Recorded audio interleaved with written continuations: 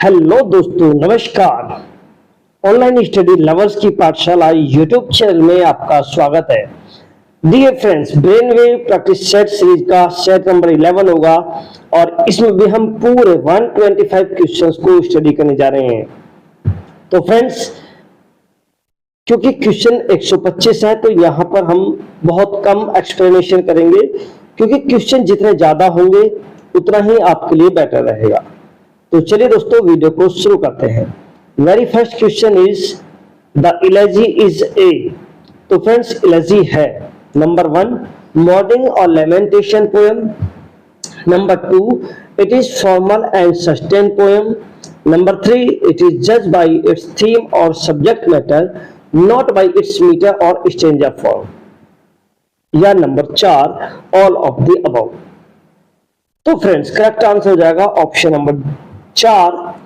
ये सभी सही है, क्योंकि जो इलेजी होती है वो मॉर्निंग और लेमेंटेशन पोएम भी होती है, जो हमारा समवन और नियरेस्ट होता है उसकी डेथ के ऊपर या कोई लॉस्ट हो जाता है उसके ऊपर। ये सस्टेन होती है फॉर्मल स्टाइल में, ये भी बिल्कुल ठीक है। और इसको जो है इसके थीम के द्वारा जज किया जाता है या सब्जेक्ट मैटर के द्वारा जज किया जाता है, इसके मीटर और स्ट्रेंजर फॉर्म के द्वारा जज नहीं किया जाता है। Clear friends. Question number 2, for which of the following points is nature both law and impulse. तो फ्रेंड्स, कौन सा पॉइंट है जिसके लिए जो नेचर है वो लॉ एंड इंपल्स दोनों है। लॉ मतलब नियम और इंपल्स मतलब आवेग या उमंग। ठीक है, तो करेक्ट आंसर हो जाएगा option number A, William Wordsworth. The child is the father of the man is a quote from a poem by which of the following points. तो friends, child is the father of the man, ये quote William Wordsworth के द्वारा my heart leaps up से ली गई है। Question number 4, in 12th night, Malvolio reads aloud while alone Maria's forged letter. He is utterly ignore other characters and audience who would actually engage in some kind of dialogue with him. This gives rise to। तो friend, जो ऊपर की line है बताई गई है मेलवोलियो के विषय में कि वह अकेले में मारिया का जो जाली पत्र होता है उसको बड़े जोर जोर से पढ़ता है और स्टेज पर जो अदर कैरेक्टर्स होते हैं उनको कंप्लीटली इग्नोर कर देता है। क्लियर, जबकि वो वास्तव में उसके साथ में किसी प्रकार का संवाद करना चाहते हैं। तो फ्रेंड्स, ऑप्शन नंबर डी सही हो जाएगा। ये सिचुएशनल एंड ड्रामेटिक आयरनी में से आता है। Question number 5, O blessed bird the earth we pace again appears to be and is fit have for three. This description by Wordsworth is about which of the following birds. तो friends, ये जो description है ये कुक्कू birds के विषय में William Wordsworth के द्वारा दिया गया है। ओ ब्लेस्ड बर्ड, हे धन्य पक्षी, the earth we pace again, कि जिस धरती पर हम चल रहे हैं ये फिट दिखाई देती है, उपयुक्त दिखाई देती है केवल 3 पक्षियों के लिए। अब वो 3 कौन कौन से दोस्तों, उनमें से जो एक है वो कुक्कू के लिए उन्होंने यहाँ पर मेंशन किया है। नेक्स्ट क्वेश्चन होगा दोस्तों, lyrical ballads was published in the year. तो गाइस, लिरिकल बैलेड्स जो पब्लिश हुआ था 1798 में पब्लिश हुआ था। ऑप्शन नंबर बी सही हो जाएगा। और इसका एक एडिशन आया था 1800 में, एक एडिशन आया था 1802 में और एक एडिशन आया था 1805 में। दोस्तों, छोटी सी इंफॉर्मेशन मैं आपको यहां से देना चाहूंगा कि लिरिकल बैलेड से रिलेटेड केवल 2.5 मिनट की वीडियो हमने बनाई हुई है, केवल 2.5 मिनट की वीडियो, जिसका लिंक हम डिस्क्रिप्शन बॉक्स में डाल देंगे। अगर आप उसको देख लेंगे तो यकीन मानिए कि लिरिकल बैलेड से किसी भी तरह का कोई भी क्वेश्चन आ जाए आपसे मिस नहीं होगा। Question number 7, choose the correct meaning of the proverb idiom blows his own trumpet. Blows his own trumpet. तो फ्रेंड्स, करेक्ट आंसर हो जाएगा option number B, praises himself. Blows his own trumpet का meaning होता है praises himself. Clear. Let's move to the next question. Question number 8, to shed crocodile tears means to. तो friends crocodile tears का meaning होता है something, मतलब hypocritical type में। तो ऑप्शन नंबर सी सही हो जाएगा, B hypocritical to shed false tears. ठीक, नेक्स्ट क्वेश्चन होगा the first folio of Shakespeare's plays appeared in. Shakespeare के प्ले का जो फर्स्ट फोलियो था वो कब अपीयर हुआ? करेक्ट आंसर हो जाएगा ऑप्शन नंबर सी 1623 में। इसका जो सेकंड एडिशन था वो आया था 1632 में, और जिसका थर्ड एडिशन था, फर्स्ट फोलियो का जो थर्ड एडिशन था वो फ्रेंड्स आया था 1663 में। Next, illustrating the hero's adventure with a focus on valor and dexterity, what form of poetry characteristically blends elevated language with mythological proportion as exemplified by Milton in Paradise Lost? तो friends इस question का सार ये है कि जिस तरह से मिल्टन ने पैराडाइज लॉस्ट में दिखाया है उस तरह से हीरो के जो गुण होते हैं, स्पेशली वीरता और उसकी निपुणता जो होती है, उसको दर्शाते हुए पोएट्री की कौन सी फॉर्म की ये विशेष, तो ये सारी जो क्वालिटी हो जाएंगी ये एपिक पोएम की हो जाएंगी। एपिक पोएम के अंदर question number 11, the idiom hush money means, B सही हो जाएगा, the bribe paid to keep some matter secret, कि किसी मैटर में चुपचाप जो रिश्वत दी जाती है उसको हश मनी बोलते हैं। नेक्स्ट क्वेश्चन होगा what is the meaning of the idiom A flying visit. तो गाइस ए फ्लाइंग विजिट का मतलब होता है ए वेरी शॉर्ट विजिट, तो ऑप्शन नंबर 1 सही हो जाएगा। The brave alone the deserve, तो फ्रेंड जब भी किसी भी सेंटेंस में आपको अलोन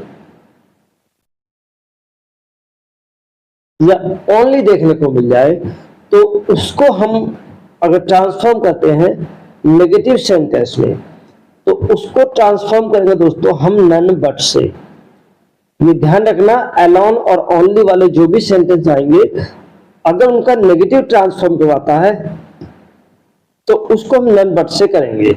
इसलिए यहां पर ऑप्शन नंबर ए सही हो जाएगा, none but the brave deserve the fair. Question number 14, where there is smoke there is fire. तो फ्रेंड्स इसको नेगेटिव सेंटेंस में कन्वर्ट करवा रहा है। अब नेगेटिव सेंटेंस की भी बात करेंगे तो फायर कॉजेज स्मोक, और option number C fire and smoke go together, और लाइट ए फायर। इनमें किसी भी सेंटेंस में आपको किसी भी तरह का कोई भी नेगेटिव वर्ड देखने को नहीं मिल रहा है, तो इसलिए option number B there is no fire there is no smoke without fire correct answer हो जाएगा। नेक्स्ट क्वेश्चन है 15, the Ethiopian can not change his skin. इसको इंट्रोगेटिव सेंटेंस में ट्रांसफॉर्म करना है। इस तरह के क्वेश्चंस बार बार यूपी टीजीटी एग्जाम में पूछे जाते हैं। The Ethiopian can not change his skin, तो फ्रेंड्स ये कैन आ रहा है, इस कैन को ही हम स्टार्टिंग में रख लेंगे और नॉट को इसके साथ से हटा देंगे, तो ऑप्शन सी बन जाएगा, can the Ethiopian change his skin. Question number 16, everyone would love his country. Question number 16, everyone would love his country.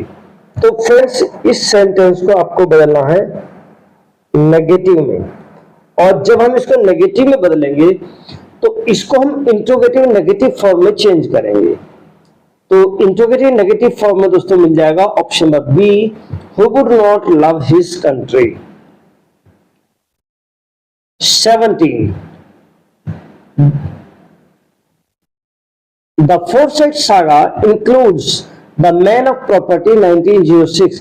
Foresight saga में इंक्लूड्स है मैन ऑफ प्रॉपर्टी जो 1906 में आया था, और यहीं से जो जॉन गैल्सवर्दी की जो एक सक्सेस थी ये उसका बिगिनिंग माना जाता है।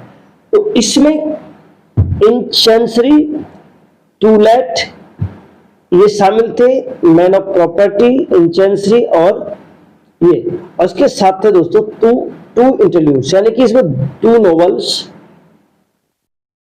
3 नॉवेल्स और 2 इंटरल्यूड्स शामिल थे। तो फ्रेंड्स आपको बताना है कि वो इंटरल्यूड्स कौन से थे। तो 4 ऑप्शन को देखेंगे। ऑप्शन नंबर बी सही है, Indian summer of a Forsyte tales and awakening. Question number 18, an account of growth of a poet's mind by Wordsworth is maintained in his autobiographical poem. तो friends एक poet के जो mind का account था उसको उन्होंने प्रेजेंट किया था, मेंटेन किया था अपने ऑटोबायोग्राफिकल पोएम में। तो फ्रेंड्स वो ऑटोबायोग्राफिकल पोएम हो जाएगी द प्रेल्यूड। ऑप्शन ए सही हो जाएगा। प्रेल्यूड के विषय में सबसे अच्छी बात यह है कि इसको 1799 में उन्होंने लिखना स्टार्ट किया था। 1805 में दोस्तों इसको इन्होंने कंप्लीट कर लिया था, ठीक। और उनकी डेथ के बाद में उनकी वाइफ मैरी हचिनसन ने 1850 में इसको पब्लिश किया था, ठीक दोस्तों। प्रेल्यूड से रिलेटेड भी एक छोटा सा 2 से 2.5 मिनट का वीडियो बनाया हुआ है, देख लेना। डिस्क्रिप्शन बॉक्स में लिंक हम उसका भी दे देंगे। Question number 19. Shakespeare's soliloquies are defined as a locution dominating the stage and the attention delivered by a speaker who is alone on the stage. Identify an exception to this definition in the context of the Shakespearean tragedy. तो friends Shakespeare की जो tragedy है उनको specially इस तरह से जाना जाता है कि स्टेज पर एक कैरेक्टर है, उसी का डोमिनेट है, उसी को फोकस किया जाता है और वो अकेला ही अपनी बात को डिलीवर करता है। लेकिन इसमें एक एक्सेप्शन है, तो वो एक्सेप्शन क्या है? Option A Hamlet soliloquy to be और not to be. Option B Macbeth soliloquy is this a dagger which I see before me. Option C Hamlet soliloquy now I might I do it bad. और option D Iago soliloquy if it were done when this done.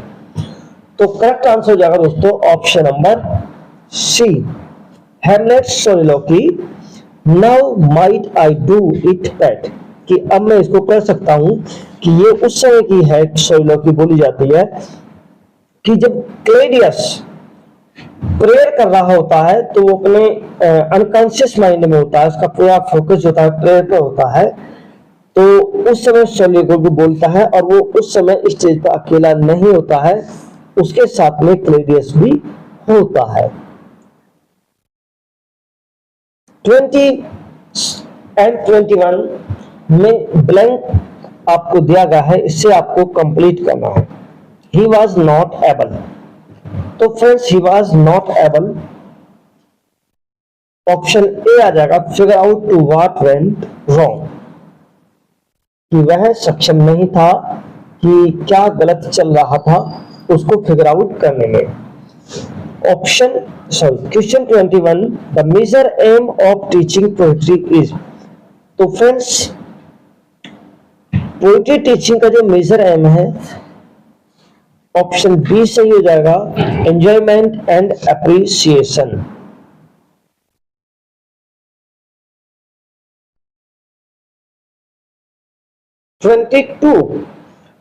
Who among of the following said that in his early life he was fostered by 2 influences? तो friends अपने early life में 2 fosters के द्वारा कौन influence हुआ था? तो correct answer हो जाएगा दोस्तों option number D William Wordsworth. Question 23 the relationship between Othello and यागो is an example of. तो फ्रेंड्स एक एग्जांपल इन्वर्जन का हो जाएगा ये, क्योंकि जो यागो है वो इसमें विलन के रूप में दिखाया गया है, एंटागोनिस्ट के रूप में दिखाया गया है, और ओथेलो को प्रोटागोनिस्ट के रूप में दिखाया गया है। ओथेलो यागो के ऊपर बहुत ज्यादा भरोसा करता है, जबकि यागो ओथेलो को टाइम टू टाइम जो है चीट करता रहता है, तो इसलिए ये एग्जाम्पल इन्वर्जन का हो जाएगा। 23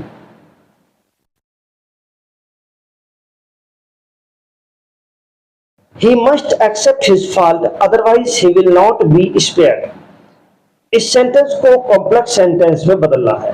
तो फ्रेंड्स, इस तरह से इसमें सेंस आ रहा है कि उसे अपना जो फॉल्ट है वो हर हाल में स्वीकार करना होगा, अदरवाइज उसको माफ नहीं किया जाएगा, स्पेयर नहीं किया जाएगा।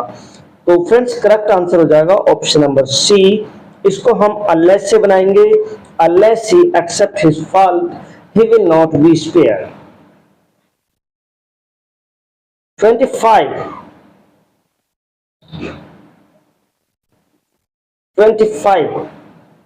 The line present fears are less horrible than imaginings appear in. तो फ्रेंड्स, ये लाइन जो appear होती है, ये लाइन appear होती है मैकबेथ में, और मैकबेथ के द्वारा बोली जाती है जब वो इमेजिन करता है किंग डंकन की हत्या करने के विषय में। तो उस समय वो कहता है कि जो प्रेजेंट फेयर्स है वो कम हॉरिबल है, जबकि जो इमेजिनिंग से हमारी कल्पना है वो ज्यादा डरावनी है। Next 26. Besides being sent to the prison, the culprit was heavily fined. इसको कंपाउंड सेंटेंस में कन्वर्ट करना है। ठीक है फ्रेंड्स, तो करेक्ट आंसर हो जाएगा option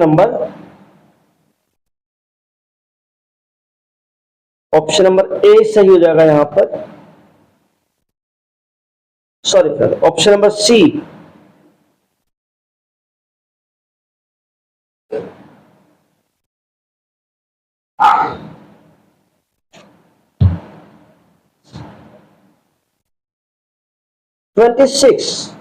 Besides being sent to prison, the culprit was heavily fined. Compound sentence में बदलना है। ऑप्शन इस तरह से है, option A, although the culprit was not sent to prison, he was also not only heavily fined. The culprit was not only sent to the prison but also fined heavily. The culprit was not only sent to the prison, moreover he was but also। देखिए कितने सारे conjunction इसमें दे दिए गए हैं, moreover, but also, ठीक है, not only, तो इतने सारे कंजंक्शन कहीं पर भी यूज नहीं होंगे। तो इसमें करेक्ट ऑप्शन बनता है option number B, the culprit was not only sent to the prison but also fined heavily. 27. I have a box full of pencils. To show omission I have will be written as। तो friends, इसको short form में लिखना है I have को। तो correct answer हो जाएगा option number B, आई। यहां पर आई लिखा जाएगा, और आई के बाद में दोस्तों आई, फिर कॉमा और फिर वीई। क्लियर।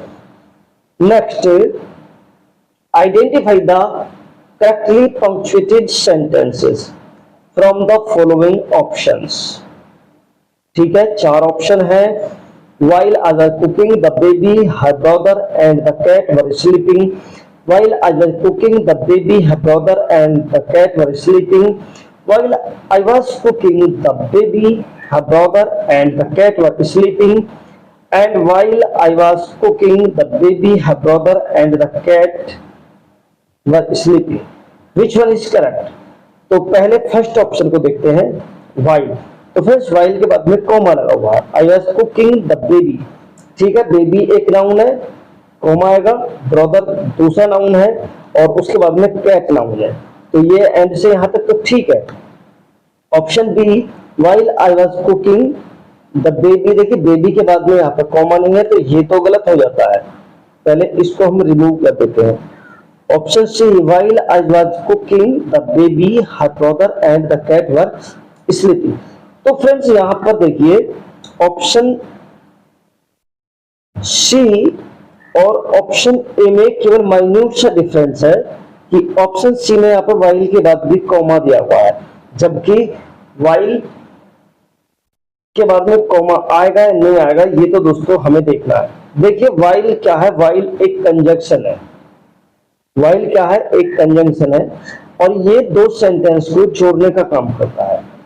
ठीक, तो अगर हम इसको सेंटेंस के बीच में रखते हैं तो कॉमा नहीं आएगा, लेकिन यदि हम इसको सेंटेंस के शुरू में रखते हैं तो फिर कॉमा आएगा। तो इसलिए ऑप्शन ए सही हो जाएगा, वाइल के बाद में कॉमा आएगा।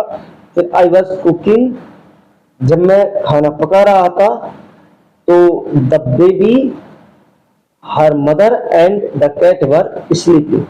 इस सेंटेंस को हम ऐसे भी लिख सकते हैं, सबसे पहले लिखेंगे हम the baby comma her mother and the cat were sleeping, फिर वाइल आई वाज कुकिंग। ठीक, क्योंकि वाइल को शुरू में रखा गया है तो इसलिए हमने कॉमा लगाया। आई होप कि you will understand very well. Question 29. Identify the element from the options given below that makes Hamlet superior to Elizabethan revenge plays. उन एलिमेंट्स का आपको पता करना है जिनके कारण जो भी रिवेंज प्ले है एलिजाबेथन एज के, उनमें हेमलेट सुपीरियर बनता है। Insanity, violent death of hero or apprehensions increase vengeance or awareness of the moral implications of revenge। Correct answer दोस्तों हो जाएगा option number D, awareness of the moral implications of revenge। The poem The Tables Turned was written by, तो poem table turner जो है किसके द्वारा लिखी गई है? तो option A Charlotte Smith, B William Blake, C William Wordsworth, D Mary Robinson. Correct answer will be option number C, William Wordsworth के द्वारा टेबल टर्नर पोएम जो है लिखी गई है। Question 31, identify which part of the speech the underlying word in the following sentence belongs to। कि आपको पता करना है कि कौन सा सेंटेंस जो है, जो इस सेंटेंस में जो अंडरलाइन वर्ड है बोल्ड में दिया गया है स्टील, इसका पार्ट्स ऑफ स्पीच आपको बताना है। ये एडजेक्टिव है, प्रीपोजिशन है, इंटरजेक्शन है और एडवर्ब है। तो गाइस करेक्ट आंसर हो जाएगा ऑप्शन नंबर डी, ये एक एडवर्ब हो जाएगा। ठीक है, यहां पर ये स्टीप यानी राइस को जो है ये क्वालिफाई कर रहा है। Next question will be 32। Of the four options, one is not part of the Wordsworth's views on poetry. Identify the one which is not his views। नीचे चार ऑप्शन में चार व्यूज वर्ड्सवर्थ के पोएट्री के विषय में दिए गए हैं, उनमें से जो नहीं है उसको आइडेंटिफाई करना है। नंबर एक, poetry should be written in natural language, ये तो ठीक है। Poetry should use morality and virtue as its main theme, से भी ठीक है। Poetry is the spontaneous overflow of powerful feelings, तो फ्रेंड्स ये भी ठीक है। Poetry should offer access the emotions content in memory, तो दोस्तों कौन सा इसमें सही नहीं है? ठीक, तो फ्रेंड्स यहां पर जो करेक्ट आंसर हो जाएगा वो हो जाएगा option number D, poetry should offer access to the emotions content in memory. Question 32, of the four options, one is not part of Wordsworth's views on poetry. Identify the one which is not his view। तो friends poetry के विषय में Wordsworth के कुछ views यहाँ पर दिए गए हैं, आपको आइडेंटिफाई करना है कि कौन सा व्यूज वर्ड्सवर्थ का पोएट्री के विषय में नहीं है। Let's read one by one. Option A, poetry should be written in natural language. तो फ्रेंड्स ये तो वर्ड्सवर्थ ने बोला है कि पोइट्री को नेचुरल लैंग्वेज में लिखा जाना चाहिए. Option B, poetry should use morality and virtue as its main theme. तो फ्रेंड्स ये शायद डाउटफुल लग रहा है, चलिए पहले आगे चेक कर लेते हैं. Poetry is the spontaneous overflow of the powerful feelings. तो ये ऑप्शन भी ठीक है. Poetry should offer access to the emotions content in memory. तो फ्रेंड्स ये भी ठीक है. तो ऑप्शन नंबर ए ठीक है, ऑप्शन नंबर सी ठीक है, ऑप्शन नंबर डी ठीक है. तो पोइट्री के विषय में वर्ड्सवर्थ के जो व्यू थे वो नहीं थे कि पोइट्री में मॉरलिटी एंड वर्च्यूज जो है होना चाहिए इसके मेन थीम के रूप में. ये वर्ड्सवर्थ ने नहीं बोला है. 33. The meaning of the idiom A brain wave is. तो फ्रेंड्स ब्रेन वेव मीनिंग का जो ब्रेन वेव जो फ्रेज है उसका जो मीनिंग हो जाएगा वो जाएगा सडन इंस्पिरेशन. तो हमारी जो ये सीरीज है दोस्तों इसका नाम भी है ब्रेन वेव. ठीक है दोस्तों. Next, what is the correct meaning of the idiom to meet one's Waterloo. तो करेक्ट आंसर दोस्तों हो जाएगा option number C, to meet one's final defeat. What do you mean by the idiom human service. Human service का जो meaning है वो क्या है. Private work, government work, minister work और एक्सीलेंट वर्क. करेक्ट आंसर हो जाएगा option number D, excellent work. Replace the underlined portion in the following sentence with one phrase in the present time. The real sufferers are the people belong to the middle.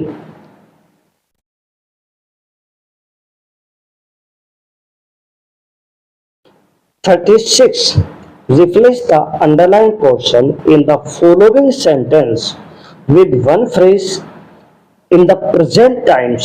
The real sufferers are the people belong to the middle classes of the society.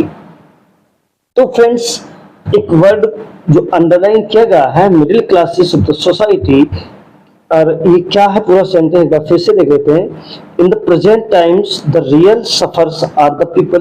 जो present time में लोग real सफर से जूझते हैं तो उसको middle class की जो सोसाइटी थी उससे आपको रिप्लेस करना है. उसको क्या बोलते हैं. तो friends option A, B, C और डी. तो friends option A bourgeoisie, option B elite, option C inter area, option D proletarian. Which one is correct. तो फ्रेंड्स करेक्ट आंसर हो जाएगा ऑप्शन नंबर ए, बुर्जुआजी. ठीक है. Let's move to the next question. Question 37. Tick the correct meaning of the idiom come about. तो friends correct answer हो जाएगा come about का means होता है happen. Clear. Let's move to the next. 38. थोड़ा screen को मैं छोटा किए लेता हूं. The surgeons operated on him for nearly 10 hours. तो इसका पैसिव वॉइस आपको बताना है. Operated on him. ठीक है. तो him को कन्वर्ट करेंगे हम he में. तो he 4 ऑप्शन में दिया गया है और ऑपरेटेड आ रहा है तो पास्ट टेंस में है. तो पास्ट में सीधी सी बात है वहां जाना चाहिए जो कि ऑप्शन नंबर 2 में दिया गया है. चेक कर लेते हैं कंप्लीट ऑप्शन को. He was operated on by the surgeons for nearly 10 hours. तो ऑप्शन बी सही हो जाएगा. नेक्स्ट है दोस्तों 39 से 32 में tick the correct option which है the similar meaning to the given words. तो सही मीनिंग आपको बताना है. ठीक है. 39 में है जेरोबॉम. तो फ्रेंड्स जेरोबॉम का करेक्ट मीनिंग क्या होगा. A large wine bottle, a lock picker, a wartime enemy और ए वेनोमस स्नेक। तो गाइस करेक्ट आंसर हो जाएगा option number 1, a large wine bottle. Jeroboam को लार्ज वाइन जो बोतल होती है उसको जेरोबोम बोलते हैं। 40 mercurial having a character that is. तो फ्रेंड्स मर्क्यूलियर एक करेक्टर है जो कि चेंजेबल होता है। ऑप्शन ए करेक्ट हो जाएगा। बी नर्सिसिज्म। तो फ्रेंड्स नर्सिसिज्म का मीनिंग क्या होता है? तो नर्सिसिज्म दोस्तों होता है सेल्फ लव। ऑप्शन सी सही हो जाएगा। नेक्स्ट है नेमेसिस। नेमेसिस क्या होता है? Submarine type of parasite and avenger और a marble statue. Correct answer दोस्तों हो जाएगा option number C, an avenger. Nemesis जो बदला लेने वाला व्यक्ति होता है, रिवेंजर, उसको हम नेमेसिस बोलते हैं। तो correct answer option number C, an avenger. Let's move to the next question. Next question narration base होगा। 43 है choose the correct direct narration of the given sentence. तो फ्रेंड्स ये सेंटेंस आपको इनडायरेक्ट नरेशन में दिया गया है, इसको डायरेक्ट में कन्वर्ट करना है। देखिए ही का ही रहेगा, सेड का सेड रहेगा, क्योंकि कोई ऑब्जेक्ट नहीं दिया गया है। ही सेड, दैट को हटा के कॉमा, इन्वर्टेड कॉमा हो जाएगा। और दोस्तों ही फर्स्ट पर्सन को हम थर्ड पर्सन में बदलते हैं, हमारा सब्जेक्ट जो है थर्ड पर्सन होता है, तो यहां पर आई होना चाहिए। ठीक, तो चेक किए लेते हैं। He said to me, ये नहीं होगा। He said यहां पर सी दे दिया, तो सी को तो हम ही में बदलेंगे ही नहीं, ये भी नहीं होगा। और यहां पर he said that दिया गया है, तो ये भी नहीं होगा। तो option number 1 is correct. Option number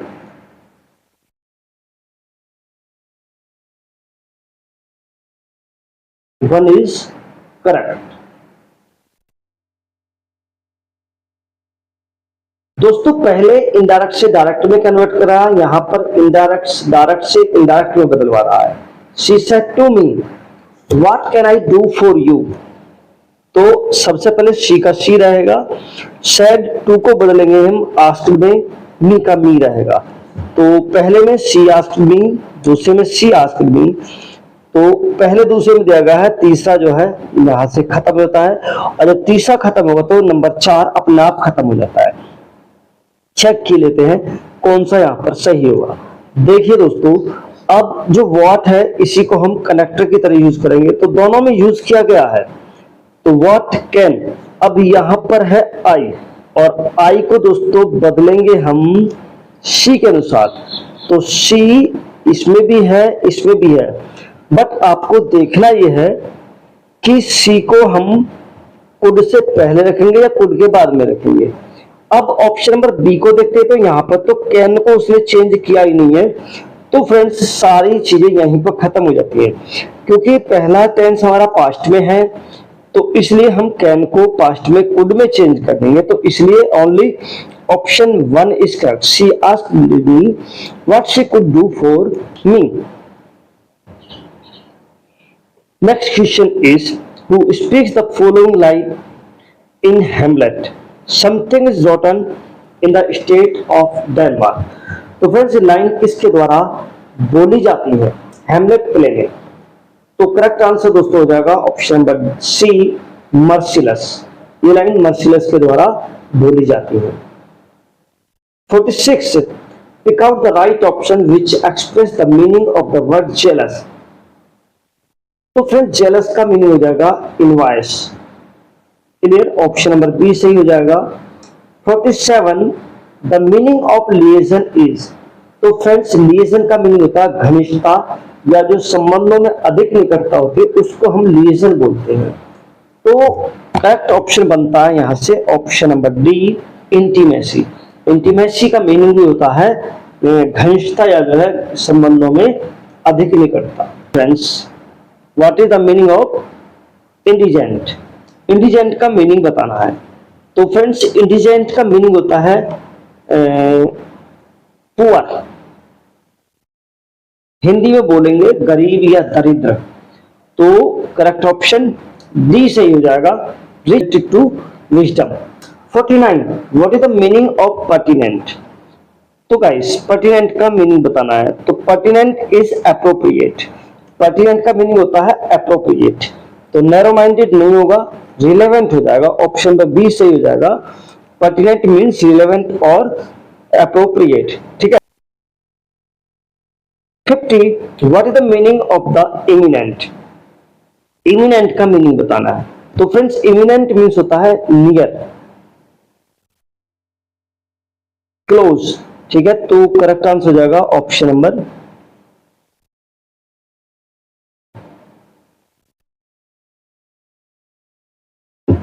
C, near at hand. 51, pick out the most implying meaning ingenuity। ingenuity का जो सबसे निकट मीनिंग है वो आपको बताना है। तो फ्रेंड्स इंजेन्युइटी मीन्स होता है स्किल, स्किल से रिलेटेड होता है। अब स्किल से रिलेटेड होता है तो ऑप्शन ए सही हो जाएगा, स्किलफुलनेस।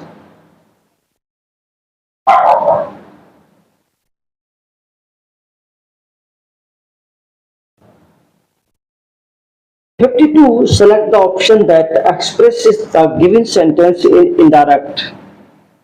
She said the stars are shining brightly tonight। तो फ्रेंड्स करेक्ट आंसर हो जाएगा सी का सी रहेगा, और दैट को भी दैट ही रखेंगे क्योंकि यहां पर ऑब्जेक्ट नहीं दिया गया है।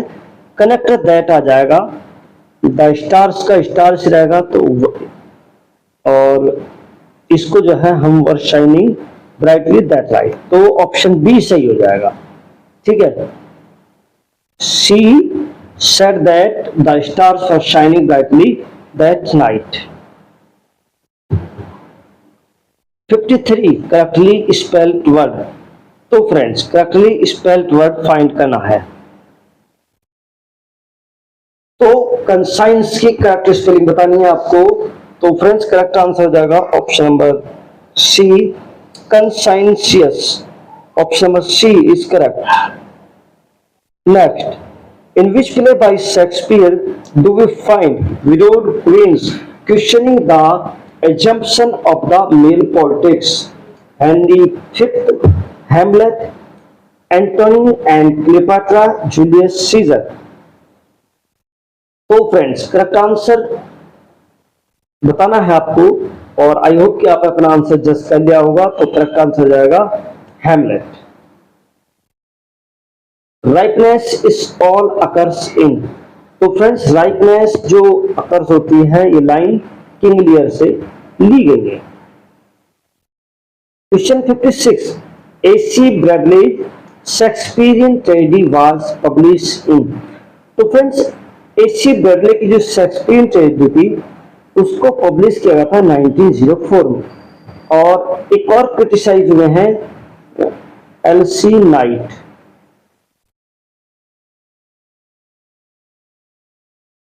एलसी नाइट, तो एलसी नाइट्स ने भी एक इनके ऊपर क्रिटिसिज्म लिखा था 1906 में।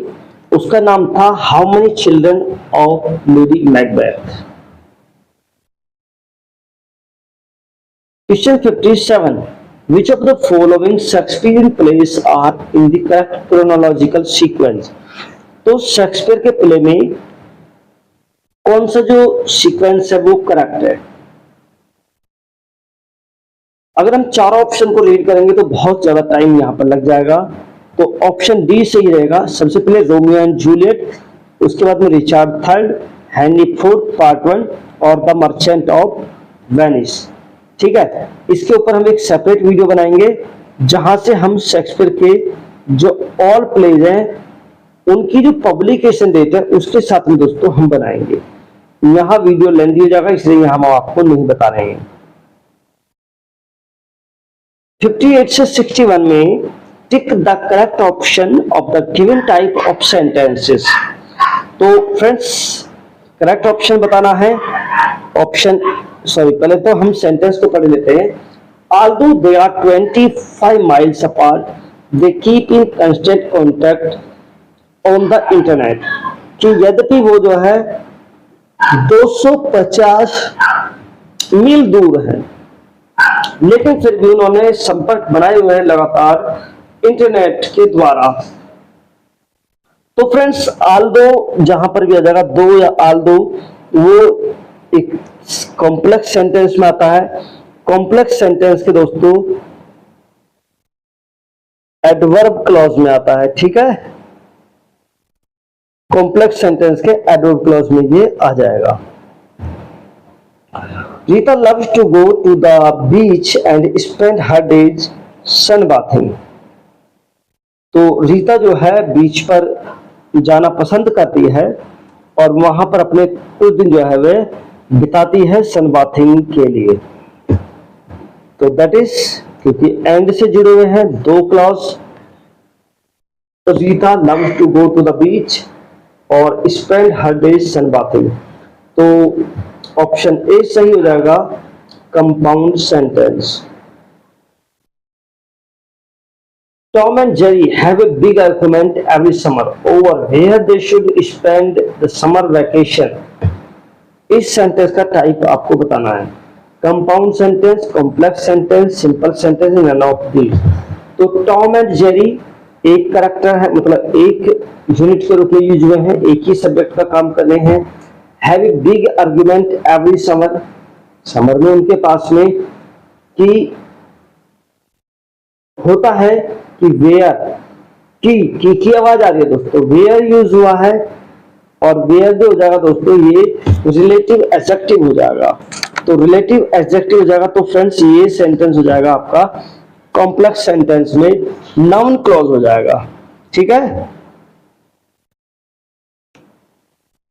John dislikes sitting on the roof, he always gets a headache. तो फ्रेंड्स करेक्ट आंसर हो जाएगा option number A, compound sentence. कि John dislikes sitting on the roof, ये सेमी कॉलन लगा हुआ है यहां पर, और जो सेमी कॉलन होता है दोस्तों वो कंजंक्शन का काम करता है। जो कोऑर्डिनेट कंजंक्शन होते हैं सिचुएशन के अनुसार, तो यहां से करेक्ट आंसर हो जाएगा compound sentence. The correct alternative to transform the following compound sentence into a complex sentence is, तो spare the rod and spoil the child। तो फ्रेंड्स कंपाउंड में दिया गया है, इसको कॉम्प्लेक्स में चेंज करना है। तो करेक्ट आंसर हो जाएगा option number B, if you spare the rod you will spoil the child.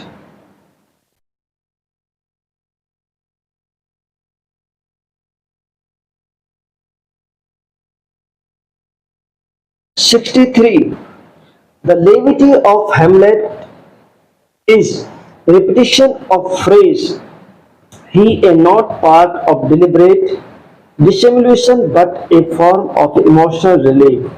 Puns are identified the critic who posted this view। तो फ्रेंड्स जो हैमलेट का जो सार है वो किस में है, जो फ्रेज का रिपीटिशन है वो उसमें निहित है, और वो जानबूझकर उस चीज का हिस्सा नहीं है, बल्कि ये कुछ जो है इमोशनल रिलीफ्स है, इसमें पंच भी पाए जाते हैं। तो इसमें जो है किस क्रिटिक्स ने इसको बोला है, तो फ्रेंड्स ये बोला है टी.एस. इलियट ने, अपना उनका एक वर्क है हैमलेट एंड इट्स प्रॉब्लम्स में।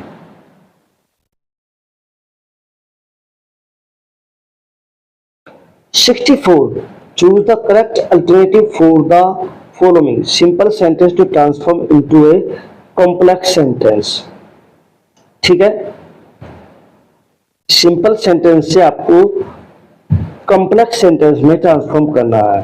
He owed his success to the father, कि उसकी जो सफलता है उसके पिता पर निर्भर है। तो फ्रेंड्स करेक्ट आंसर कॉम्प्लेक्स में चेंज करना है। अब कॉम्प्लेक्स में चेंज करना है तो करेक्ट आंसर हो जाएगा option number D, it was owing to his father that he succeeded. 65 and 66 में कंप्लीट सेंटेंस करना है।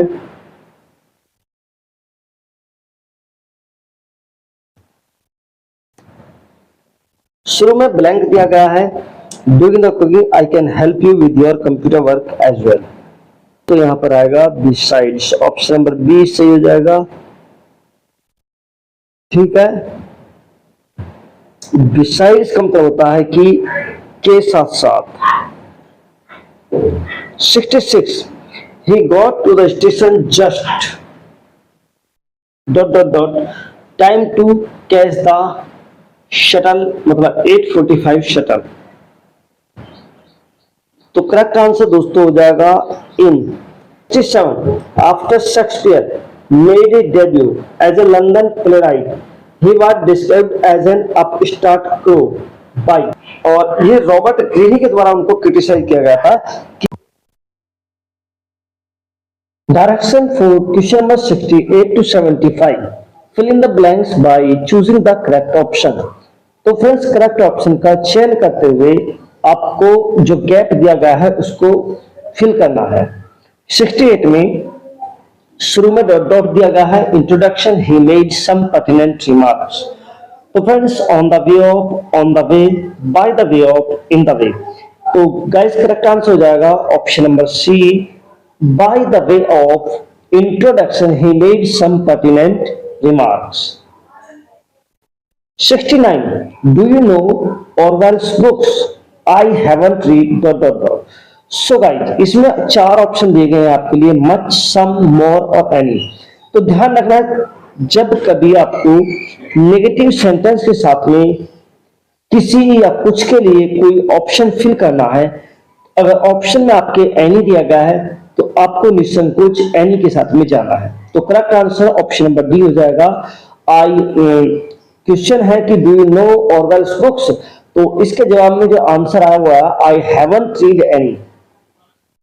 ठीक है, कि मैंने किसी भी बुक्स को नहीं पढ़ा है। Question number 70 dot dot dot philosophy is concern with question that have no answers. तो फ्रेंड्स फिलॉसफी को एक यूनिट की तरह दिखाया गया है, सिंगल यूनिट की तरह, जिसको हम काउंट नहीं कर सकते हैं, जिसको हम सेपरेट भी नहीं कर सकते हैं, और जिसमें से हम किसी चीज को सिलेक्शन के रूप में चूज भी नहीं कर सकते हैं। तो इसलिए ऑप्शन नंबर ए भी गलत हो जाता है, ऑप्शन नंबर सी भी गलत हो जाता है, ऑप्शन नंबर डी भी गलत हो जाता है। तो करेक्ट आंसर होगा option number B, much of the philosophy is concern with questions that have no answers.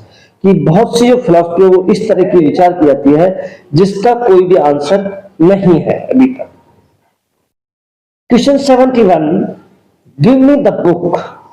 तो फ्रेंड्स ये कॉम्प्लेक्स सेंटेंस का एडजेक्टिव क्लॉज बन रहा है। जब एडजेक्टिव क्लॉज बन रहा है तो बुक जो है नॉन लिविंग थिंग्स है, और नॉन लिविंग थिंग्स में सिंगुलर नाउन के साथ में या तो हम कनेक्टर दैट का यूज करेंगे या फिर विच का यूज करेंगे। ठीक, अब आपके ऑप्शन में देखना है कि दैट दिया गया है नहीं दिया गया है। आपके ऑप्शन में चारों में दैट नहीं दिया गया है, तो ऑप्शन नंबर ए सही हो जाएगा, which. 72 her little girls are always dressed pretty, prettiest, prettier और प्रीटीली। तो her little girls always dressed, तो करेक्ट आंसर हो जाएगा ऑप्शन नंबर डी, प्रीटीली, कि उसकी जो गर्ल्स है वो हमेशा ही एक अच्छे तरीके से ड्रेस को पहनती हैं। नेक्स्ट है Prithvi theatre is theatre in Mumbai. तो देखिए ओल्ड एज तो नहीं आएगा, ठीक है, ओल्डर आता तो यहां पर देन होना चाहिए था, तो ये भी नहीं आएगा, ठीक है। और एल्डर पर्सन के लिए आता है, एल्डर जो आता है एल्डर पर्सन के लिए आता है। सो गाइस करेक्ट आंसर हो जाएगा option number B, the oldest theatre. Let's move to the next question. The bucket dash dash me 500 rupees. तो फ्रेंड्स 500 रुपीज की बात कर रहे हैं तो definitely option number D correct हो जाएगा, कोस्ट। और कोस्ट में भी दोस्तों यहां पर हम लगाएंगे एस, कोस्ट, क्योंकि बकेट जो है सिंगुलर सब्जेक्ट है। Clear. Next question 75, the principal with his teachers dot dot dot come. Guys जब भी हम with, along with, together with से मोर देन वन सब्जेक्ट और मोर देन वन थिंग्स को हम रिप्रेजेंट करते हैं तो फ्रेंड्स वहां पर जो भी वर्ब आती है वो जो फर्स्ट सब्जेक्ट होता है आपका उसके अनुसार आती है। और फर्स्ट सब्जेक्ट यहां पर दिया गया है प्रिंसिपल। प्रिंसिपल सिंगुलर नाउन है तो इसीलिए यहां पर वर्ब आ जाएगी has. Next question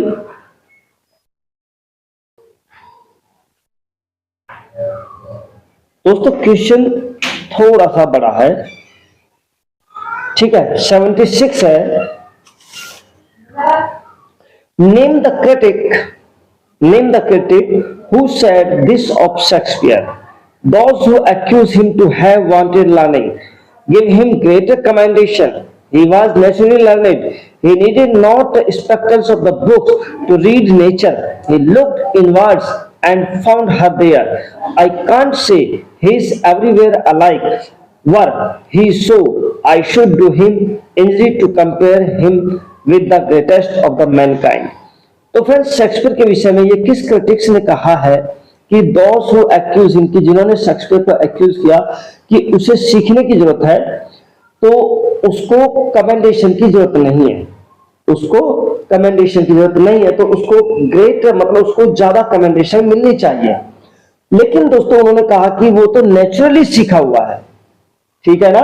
He needed not the spectacles of the books to read nature, कि उन्हें जो है नेचर को पढ़ने के लिए बुक्स का जो चश्मा होता है उसकी आवश्यकता नहीं है। उन्होंने अपने अंदर देखा और अपने आप को वहां पाया। I cannot say he is everywhere alike, तो आगे कहते हैं कि मैं नहीं कह सकता कि वो सभी जगह एक समान है। Were he so, क्या वह ऐसा हो सकता है? I should be him easy to compare him with the greatest of the mankind. यदि मैं ऐसा करता हूं तो मैं उसको जो है एक इंजरी करता हूं, ठीक है, मैनकाइंड को इंजरी के रूप में देखता हूं। तो doctor Johnson, Dryden, T S. Eliot और हैजलिट। तो फ्रेंड्स करेक्ट आंसर हो जाएगा ऑप्शन नंबर बी, ड्राइडेन। ये किसने कहा था? ड्राइडेन का ये स्टेटमेंट है शेक्सपियर के विषय में। 77 से 80 में spot the error in the underline part of the given sentence. तो दोस्तों जैसा कि जो एरर होते हैं इस तरह के सवाल भी यूपीटीईटी एग्जाम में पूछे जाते हैं। The immune system is the bodies way of the protecting itself against viruses. तो ए, बी, सी और डी किस पार्ट में यहां पर मिस्टेक है? तो फ्रेंड्स यहां पर जो करेक्ट आंसर आएगा यानी ऑप्शन में जो मिस्टेक है दोस्तों वो मिस्टेक होगी ऑप्शन नंबर बी में। बॉडीज की जगह पर बॉडीज को हम इस तरह से लिखेंगे, बॉडीज अपॉस्ट्रोफी लगाकर। क्लियर दोस्तों। 78 originate in Ethiopia, coffee was drunk in a Arab world before it came to Europe. तो फ्रेंड्स यहां पर क्या है, जो ओरिजिनेट इन इथियोपिया, कॉफी का जो ओरिजिनेट हुआ था वो इथियोपिया में हुआ था, और बिफोर मतलब इसका जो ओरिजिनेट था उससे पहले इसको कहां पिया जाता था? अरब वर्ल्ड में पिया जाता था। तो करेक्ट आंसर दोस्तों आपको बताना है option A, option B, option C और ऑप्शन डी। तो फ्रेंड्स करेक्ट आंसर यहां पर आ जाएगा ऑप्शन नंबर ए। ओरिजिनेट नहीं आएगा, ओरिजिनेटेड यहां पर आएगा, ओरिजिनेटेड। तो दोस्तों यहां पर क्या आएगा? Originated. Originated in Ethiopia, Ethiopia में ओरिजिनेटेड होने से पहले coffee was drink in the Arab world. तो कॉफी को जो है अरब वर्ल्ड में पिया जाता था before it came to Europe, Europe में आने से पहले। नेक्स्ट दोस्तों 79 Amsterdam is a town who is sometimes referred to as the Venice of the Northern Europe because of its canals.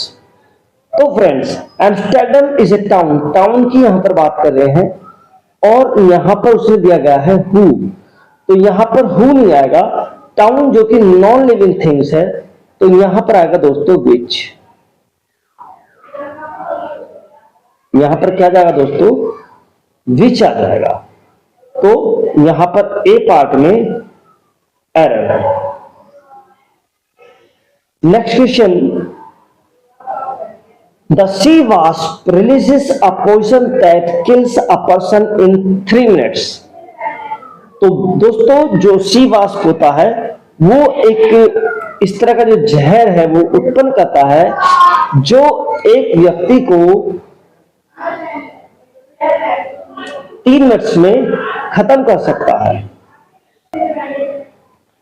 तो दोस्तों ऑप्शन ए, ऑप्शन बी और option C और option D, which one is correct. तो friends यहां पर जो mistake आएगी वो आएगी, यहां पर देखिए, अब ये ऑप्शन सी मान के चलिए, आप इसको डी मान के चलिए, ठीक है। ए पर्सन इन नहीं आएगा दोस्तों, इन की जगह पर आएगा विद इन 3 मिनट्स, 3 मिनट्स के अंदर अंदर जो है वो खत्म कर सकता है।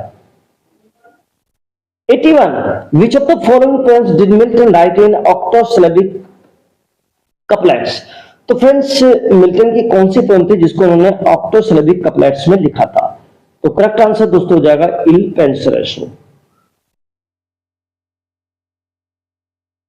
Friends, in Paradise Lost, Milton invokes his heavenly muses Urania at the beginning of, कि पैराडाइज लॉस्ट में मिल्टन जो हेवनली म्यूज को यूरेनिया को इन्वोक करता है, तो वो कौन कौन सी बुक्स के जो है उसमें इन्वोक करता है। तो फ्रेंड्स यदि आपने अच्छे से पैराडाइज लॉस्ट के विषय में पढ़ा है तो वो बुक 1 और बुक 7 के अंदर जो है उसको इन्वोक करते हैं। तो नीचे कुछ कॉम्बिनेशन दिया हुआ है, तो जहां पर भी बुक 1 यानी कि ए और बी दोनों ऑप्शन दिए गए वहीं पर जो ये करेक्ट हो जाएगा। तो चेक कर लेते हैं, तो ये रहा ऑप्शन, फर्स्ट ऑप्शन ही करेक्ट हो जाएगा, option 1 and second are correct, यानी कि ऑप्शन 1 में बुक 1 दी गई है, ऑप्शन 2 में बुक 7 दी गई है। First play of John Galsworthy was, तो फिर जॉन गल्सवर्दी का फर्स्ट प्ले था the silver box. Next question, which of the following is the past form of the verb dwell. तो फिर ड्वेल का जो पास्ट फॉर्म होता है वो होता है dwelt. Which of the following is the past participle form of the verb reap. तो फ्रेंड्स रिप का जो पास्ट पार्टिसिपल फॉर्म होगा यानी कि थर्ड फॉर्म जो रहेगा उसको हो जाएगा रिप्ड। जब हम इसमें ईडी ऐड करेंगे तो पी जो है डबल हो जाएगा। 86, identify the correct tense in the following sentences. He said that he was going to eat it. Present continuous, past continuous, present perfect और past perfect. तो फ्रेंड्स उसने कहा कि वह उसको करने के लिए जा रहा था, तो करेक्ट आंसर दोस्तों हो जाएगा option number B, past continuous.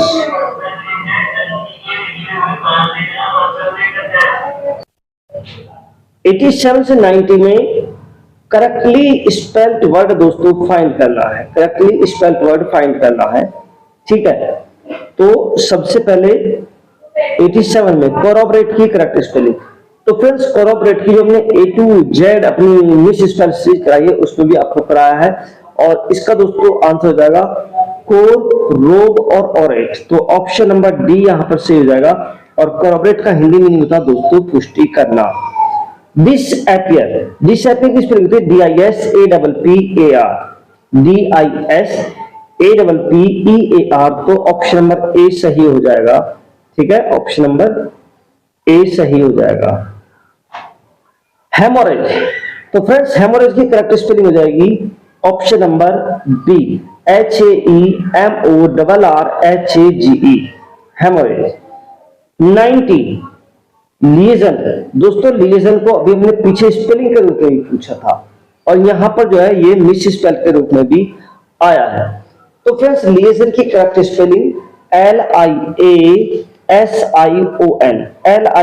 LIASION, तो ऑप्शन नंबर बी सही हो जाएगा।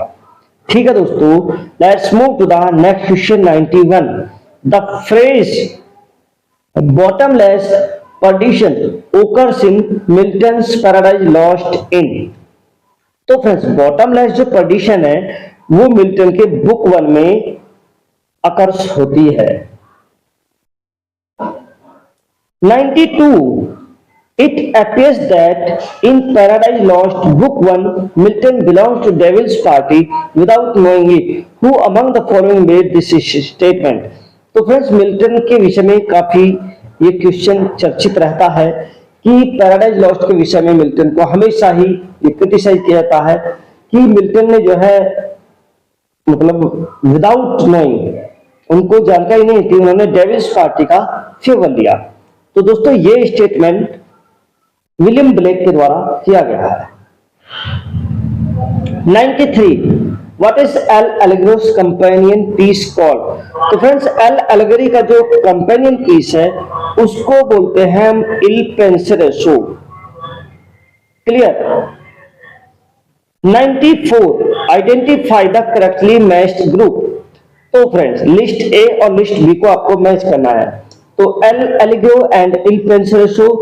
तो फ्रेंड्स अभी जो ऊपर क्वेश्चन हमने पढ़ा था कि एल एलिग्रो की जो कंपेनियन पोएम है कौन सी थी, इल पेंसरेसो।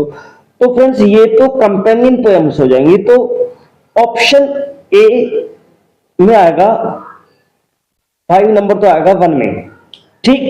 लिसिडस क्या है, लिसिडस जो है पास्टोरल इलेजी है, तो 1 वाला ऑप्शन आएगा सेकंड में। ठीक, तो ये आना चाहिए 5-1 और कॉमर्स जो है दोस्तों वो मास्क है, ये थर्ड में आ जाएगा। ठीक, क्लियर दोस्तों। ऑन इज ब्लाइंडनेस सोनेट हो जाएगा। तो फ्रेंड्स ये इस तरह से आने चाहिए, सबसे पहले 5 फिर 1। ठीक है, एक बार फिर से बताता हूं। एल एलिग्रो एंड इल पेंसरेसो जो है कॉमन पोएम्स है, कंपेनी पोएम्स है जो ऑक्टोसिलेबिक कपलेट्स में लिखी गई हैं। तो फर्स्ट में 5 देखते हैं। तो फर्स्ट में 5 जो है ऑप्शन बी में दिया गया है और ऑप्शन डी में दिया गया है। ठीक, उसके बाद में दोस्तों हमने बताया था कि लिसिडस जो है वो एक पास्टोरल इलेजी है, तो सेकंड वाले ऑप्शन में आना चाहिए ऑप्शन नंबर 1। तो सेकंड वाले ऑप्शन में दोस्तों दोनों में दिया गया है, बी और डी में। चलिए एक ऑप्शन हमको और देखना होगा अभी। थर्ड वाले ऑप्शन में हमको देखना है कि कॉमर्स क्या है, कॉमर्स एक मास्क है, तो थर्ड वाले ऑप्शन में आना चाहिए 2 नंबर। तो थर्ड वाले ऑप्शन में दोस्तों यहां तक भी बिल्कुल करेक्ट है। ठीक है, यहां तक भी आपको करेक्ट है, थर्ड वाले ऑप्शन में 2 दिया गया है। 4 वाले ऑप्शन पर चलते हैं। 4 वाले ऑप्शन में ऑन इज ब्लाइंडनेस जो है सोनेट है, यानी ऑप्शन नंबर 3 सही होना चाहिए। तो 4 पे देखते हैं दोस्तों, 4 पे दिया गया है यहां पर बी में 3 और डी में जो है 4 दिया गया है, तो ये गलत है, यानी कि ऑप्शन नंबर बी सही है। 5 1 2 3 4, यानी कि पहले L Allegro and Il Penseroso companion poems in octosyllabic couplets, Lycidas एक पास्टोरल इलेजी हो जाएगा, कॉमर्स एक मास्क हो जाएगा, ऑन इज ब्लाइंडनेस सोनेट हो जाएगा और एरोपेजिटिका दोस्तों एक प्रोज टेक्स्ट हो जाएगा। इसको आप अगर कोड पर भी आप नहीं देखना चाहते हैं तो जिस तरह से मैंने आपको बताया है उस तरह से आप इसको इनके सामने लिख सकते हैं। Which of the following works of John Milton is an elegy? तो दोस्तों अभी बिल्कुल ऊपर बात करके आ रहे हैं, ऑप्शन नंबर ए सही हो जाएगा, Lycidas. 96 in Paradise Lost book 9 Milton writes that Adam was overcome with and so ate the forbidden fruit against his better knowledge। कि मिल्टन ने अपनी बुक 9 में मेंशन किया है कि एडम जो है किसी के ओवरकम होकर, अभिभूत होकर, तो दोस्तों वो जो है फोरबिडन ट्री के फ्रूट्स को खा लेता है जबकि उसको उसकी बेटर नॉलेज थी। तो करेक्ट आंसर दोस्तों हो जाएगा option number A, female charm.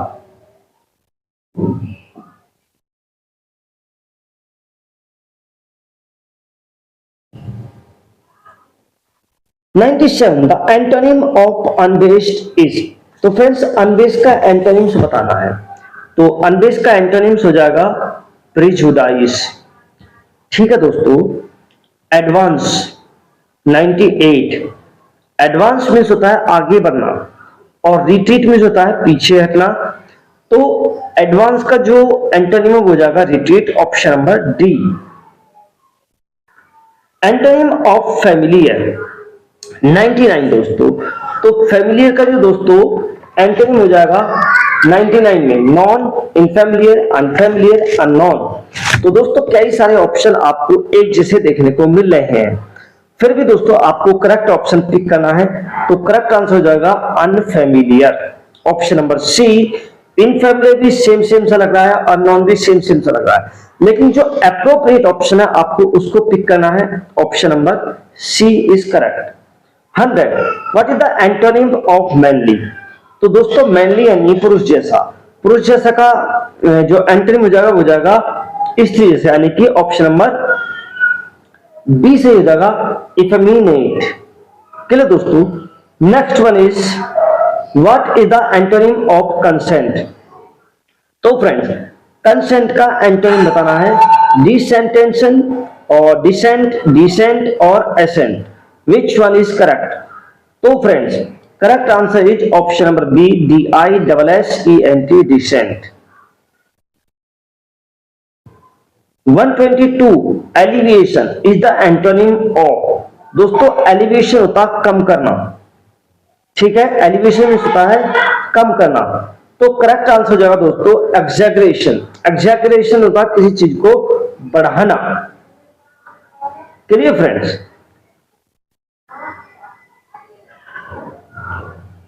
One 103 से 106 पे दोस्तों अपोजिट वर्ड्स को टिक करना है। यहां पर भी अपोजिट वर्ड दिया गया है। तो एक्स्ट्रावेगेंट, दोस्तों एक्स्ट्रावेगेंट होता है खर्चीला, जो फ्री हैंड खर्च करता है, वेस्ट करता है, वेस्टफुल भी कह सकते हैं। तो करेक्ट आंसर दोस्तों हो जाएगा इसका antonym, option number D, economical.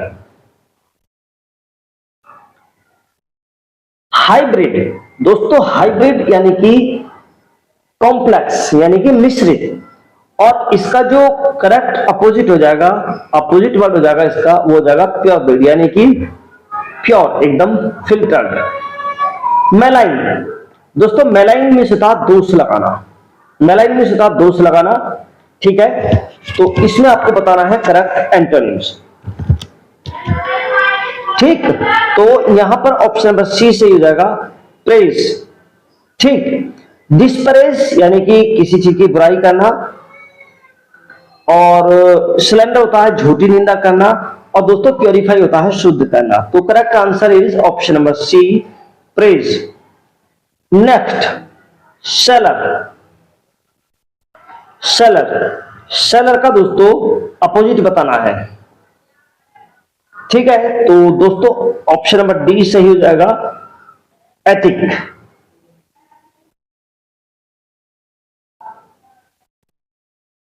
107 a building where animals are butchered, एक ऐसी बिल्डिंग जहां पर एनिमल्स को बचर्ड किया जाता है। ब्रो, कैसीनो, एबेटर और एरिना। तो करेक्ट आंसर दोस्तों हो जाएगा ऑप्शन नंबर सी, एबेटर, ठीक। सिनोनिम ऑफ अनकुक्ड, अनकुक्ड का सिनोनिम बताना है, easy, ready, raw, common. Uncooked मतलब कच्चा, और सिनोनिम्स इसका हो जाएगा raw, option number 3 is correct. 109 select the option that express the given sentence in active voice. How many candidates had been interviewed him before lunch. तो इसको active voice में find करना है। दोस्तों एक्टिव से पैसिव वॉइस और passive से active voice find करते समय आपको सबसे जो करेक्ट चीज देखनी है वो देखने की उसमें हेल्पिंग वर्ब कौन सी दी गई है। अब यहां पर हेल्पिंग वर्ब दिया गया है हेड, पैसिव वॉइस में, तो डेफिनेटली सी बात है जहां पर हैड बीन, हैज बीन या हैव बीन दिया गया होगा वहां एक्टिव वॉइस में भी सेम हेल्पिंग वर्ब आपको देखने को मिलेगी। तो option number 2 is correct, How many candidates had he interviewed before lunch will be correct. Select the option that expresses the given sentence in passive voice. तो friends passive voice में correct sentence जो है वो आपको बताना है. She gifted me a beautiful handbag. तो यहां पर मी और अ ब्यूटीफुल हैंडबैग दोनों ही ऑब्जेक्ट है. दोनों में से आप किसी को भी सब्जेक्ट के रूप में कंसीडर कर सकते हो. अगर हम अपने ऑप्शन की बात करेंगे तो चार ऑप्शन में उन्होंने मी को सब्जेक्ट के रूप में कंसीडर किया है और आई आया है. गिफ्टेड पास्ट फॉर्म है तो डेफिनेटली सी बात है ऑप्शन नंबर 4 से हो जाएगा. I was gifted a beautiful handbag bye हर. जब कभी सेंटेंस आपको पास्ट इंडेफिनिट में दिया गया होगा तो वहां पर हम वाज या वर के साथ में वर्ब की थर्ड फॉर्म का यूज करते हैं पैसिव वॉइस बनाने के लिए. Next question is 111. Select the option that expresses the given sentences in passive voice. Passive voice में बनाना है give the child a nourishing diet, कि बच्चे को एक नरिशिंग डाइट देनी चाहिए. तो फ्रेंड्स ये सेंटेंस इंपरेटिव फॉर्म में है. अब जब इंपरेटिव फॉर्म में है तो इसका जो करेक्ट आंसर बनेगा वो बनेगा option number 2. The child should be given a nourishing diet. जब कभी भी हम कुछ सजेशन जैसा आएगा तो वहां पर हम शुड का यूज करके उसका पैसिव वॉइस बनाएंगे.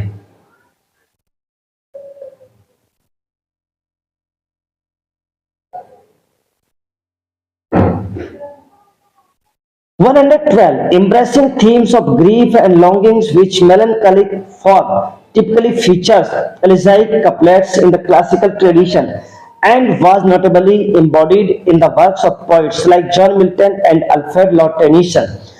दोस्तों यहां पर बात की गई है कि ग्रीफ यानी दुख और लालसा का जो मेलनकलिक होता है, एक विलाप होता है, उसके जो फीचर्स होते हैं एलिजाइक कपलेट्स के, उनको गले लगाते हुए कौन सी क्लासिकल ट्रेडिशंस है जो नोटेबल एम्बॉडीड में फर्क किया गया है, स्पेशली मिल्टन और अल्फ्रेड लॉर्ड टेनिसन जैसे. तो फ्रेंड्स करेक्ट आंसर यहां पर हो जाएगा, क्योंकि देखिए यहां पर ग्रीफ जैसा सेंस आपको देखने को मिल रहा है, यहां पर लॉन्गिंग यानी लालसा जैसे शब्द देखने को मिल रहे हैं, यहां पर मेलनकलिक यानी कि उदास शब्द जैसे देखने को मिल रहे हैं. तो फ्रेंड्स एलिजाइक यहां पर देखने को मिल रहा है. तो आप बड़ी आसानी से जज कर सकते हैं कि सारे जो फीचर्स है दोस्तों ये एलिजी के होते हैं. 113. Which extensive symbolic form of narrative, whether in prose or verse, conveys its moral, political or social message through the use of the characters and events that stand for abstract ideas or principles, as in Bunyan's The Pilgrim's Progress. तो फिर जो बनियंस का जो Pilgrim progress है वो एक allegory है, और एलिगरी के अंदर जो है चाहे तो प्रोज की बात कर रहे हैं चाहे वर्स की बात कर रहे हैं, वो एक मॉरल कन्वेज करता है पॉलिटिकल और सोशल मैसेज देने के लिए. ठीक है, किसके द्वारा? अमूर्त विचारों के द्वारा, एब्स्ट्रैक्ट आइडियाज के द्वारा और प्रिंसिपल्स के द्वारा. तो करेक्ट आंसर दोस्तों हो जाएगा ऑप्शन नंबर 3. ये ऑप्शन हो जाएगा allegory. 114. An elegy usually gives expression to a. तो फ्रेंड्स एक एलिजी जो एक्सप्रेशन देती है वो एक्सप्रेशन देती है feeling of Joy, sense of loss, feeling of victory, sense of defeat. बहुत ही अच्छे क्वेश्चन दोस्तों मैंने छाट कर रखे हुए हैं आपके लिए. तो करेक्ट आंसर हो जाएगा sense of loss. 115. The total number of poems in Shakespeare's sonnet are. तो फ्रेंड्स शेक्सपियर के सोनेट है उनका टोटल नंबर कितना है? ठीक है, तो आपने बहुत अच्छे से इसका आंसर जज कर लिया होगा. तो करेक्ट आंसर दोस्तों हो जाता है इसका ऑप्शन नंबर डी 154. ठीक है, 154. Next, the sudden running of the heard of frightened animals is. तो फ्रेंड्स जो एनिमल्स का जो सडन रनिंग होता है उसको बोलते हैं स्टैम्पीड। ठीक है, स्टैम्पीड जो जानवरों की भगदड़ होती है उसको हम स्टैम्पीड बोलते हैं। The sudden running of the heard of frightened animals, डरे हुए जानवरों की जो अचानक भगदड़ होती है उसको स्टैम्पीड बोला जाता है। अलूप का मीनिंग होता है अलग थलग। फीस्टा, फीस्टा का मीन्स होता है धार्मिक त्योहार, और आइडियलाइज का मीन्स होता है आदर्श रूप से प्रस्तुत करना। A nap after lunch is called, तो फ्रेंड्स लंच जो लंच का जो भोजन होता है, हमारा दोपहर का जो भोजन होता है, और उसके बाद में जो हल्की सी नैप, छोटी सी झपकी जो हम लेते हैं उसको बोलते हैं siesta. Option number C is correct. Next, the condition of the self government is called, तो फ्रेंड्स जो सेल्फ गवर्नमेंट की जो कंडीशन होती है उसको क्या बोला जाता है? तो फ्रेंड्स उसको बोलते हैं autonomy, autonomy. Option number C is correct. तो फ्रेंड्स ऑटोगैमी, ऑटोगैमी होता है जीवोत्पत्ति। ऑटोमेशन होता है दोस्तों मशीनी मानव यानी रोबोट कह सकते हैं। और ऑटोक्रेसी दोस्तों होता है तानाशाही शासन। 119, one who abstains completely from alcohol is, तो फ्रेंड्स जो अल्कोहल से कंप्लीटली विमुख है, दूर रहता है, उसको क्या बोलते हैं? उसको बोलते हैं दोस्तों टीटोलेटर, टीटोलेटर। तो फ्रेंड्स एथिस्ट होता है नास्तिक, जिसकी who doesn't believe in the existence of God is called atheist, और who is believe in the existence of God who call is theist। क्लेप्टोमैनियक, दोस्तों क्लेप्टोमैनियक जो चोरी करने की आदत होती है उसको बोलते हैं क्लेप्टोमैनियक। और टोटलिटेरियन, दोस्तों टोटलिटेरियन मतलब सर्वसत्तात्मक, जो हर तरीके से सत्ता में होता है। Next is select the right meaning of the word omnipotent from the following।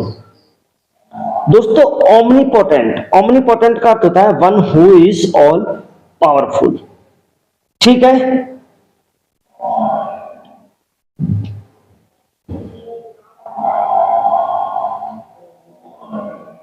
one who believes in the existence of God is called theist, और one who loves mankind। तो फ्रेंड्स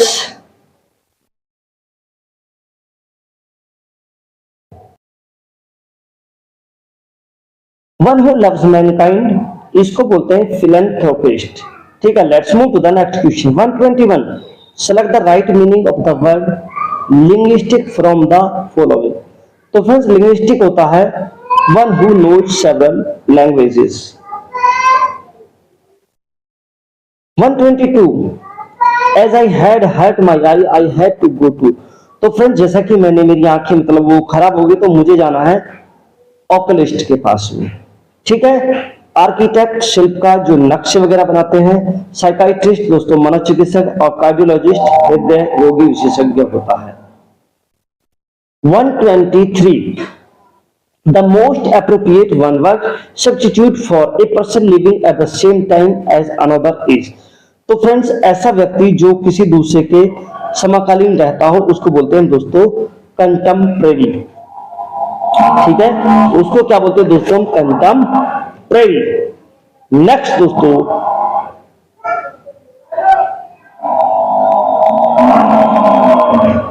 124,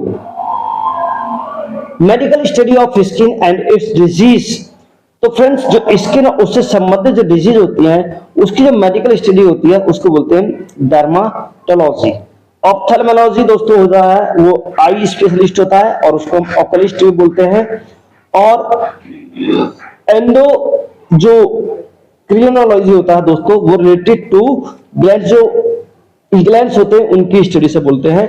और ऑर्थोपेडिक्स दोस्तों मसल्स रिलेटेड जो problems होती हैं यानी specially bones related जो problems होती है उसको बोलते हैं ऑर्थोपेडिक्स। और दोस्तों इस वीडियो का last question, A light sailing boat built specially for racing. तो दोस्तों एक लाइट सेलिंग बोट जिसको स्पेशली रेसिंग के लिए बनाया था उसको बोलते हैं यॉट। ठीक है, कैनॉन डोंगी होती है जो कि कैनो जो है डोंगी होती है वो भी पानी में ही तैरती है, और फ्रिगेट जो होती है वो लड़ाई का जहाज होता है पानी में चलने वाला, और दोस्तों सबमराइन होती है पनडुब्बी। तो फ्रेंड्स इसी के साथ में ये वीडियो फिनिश हुआ, और अगर ये वीडियो अच्छा लगा हो तो दोस्तों वीडियो को लाइक जरूर करें। Thank you.